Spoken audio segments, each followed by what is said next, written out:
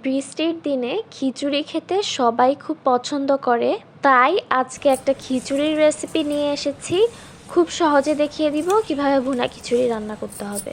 তো প্রথমেই আমি এখানে 2 কাপ পরিমাণে পোলাওর চাল নিয়ে নিয়েছি, 1 কাপ নিয়েছি মসুর ডাল আর 1 কাপ মুগের ডাল।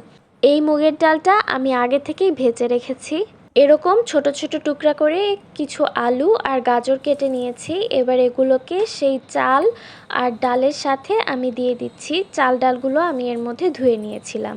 এবার এর মধ্যে 1 মুঠো পরিমাণে পেঁয়াজ কুচি দিয়ে দিচ্ছি, 4-5টা দিয়ে দিচ্ছি কাঁচা মরিচ, আর দিয়ে দিব কিছু শুকনো মশলা। এখানে আমি 2 চা চামচ লবণ, 1 চা চামচ হলুদ গুঁড়া, 1 চা চামচ জিরা গুঁড়া, 3 টুকরা দারচিনি, 3টা এলাচ, 3টা তেজপাতা, 2 চা চামচের মতন মরিচ গুঁড়া আর 1 চা চামচ ধনিয়ার গুঁড়া আমি এর মধ্যে দিয়ে দিচ্ছি। সাথে দিয়ে দিব 1 চা চামচ রসুন বাটা আর 1 চা চামচ আদা বাটা। এবার এর মধ্যে প্রায় 3 টেবিল চামচের মতো রান্নার রেগুলার তেল দিয়ে দিচ্ছি। এবার এই তেল মশলা সহ সব কিছুকে খুব ভালোভাবে হাত দিয়ে মেখে নিতে হবে। হাত দিয়ে মাখার এই স্টেপটা খুবই ইম্পর্টেন্ট।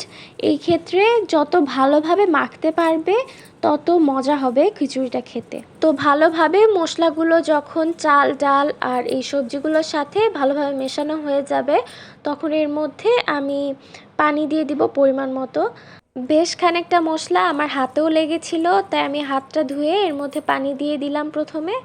এরপর আমি এর মধ্যে ফুটন্ত গরম পানি দিয়ে দিব। আমার এখানে চাল ডাল মিলিয়ে টোটাল 4 কাপের মতন হয়েছিল, তাই আমি এখানে 8 কাপের মতন পানি গরম করে তারপর দিয়েছি। খেয়াল রাখতে হবে এখানে ফুটন্ত গরম পানিটা ইউজ করতে হবে, আর পানির রেশিওটা হবে চাল ডালের দ্বিগুণ। এবার এই সব কিছুকে ভালোভাবে নেড়ে দিয়ে বেশ কিছুক্ষণ রান্না করে নিব। বলক চলে আসার পর অল্প কিছুক্ষণ রান্না করলেই দেখা যাবে যে পানিটা পুরোটা টেনে আসবে, তখন এরকম একটা পজিশনে খিচুড়িটা চলে আসবে। খিচুড়িটা এ পর্যায়ে চলে এলে আমি পাশের চুলায় তাওয়া গরম করে নিয়েছি। এরকম একটা তাওয়ার উপরে আমি খিচুড়ির পাতিলটা শিফট করে দিলাম। চুলাটাকে একদম লো আঁচে রেখেছি। এভাবেই আমি 30 থেকে 40 মিনিটের মতো এই খিচুড়িটাকে দমে রেখে দিব। 30 থেকে 40 মিনিট পর খিচুড়িটা যখন এই পর্যায়ে চলে এসেছে, তখন আমি এর মধ্যে কিছু পরিমাণ ঘি ছড়িয়ে দিচ্ছি।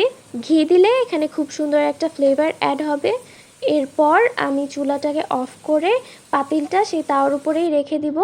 10 থেকে 15 মিনিট পর একদম ঝরঝরে ভুনা খিচুড়ি রেডি হয়ে যাবে। সো ঝটপট এরকম একটা ভুনা খিচুড়ি এখনই বানিয়ে ফেলো।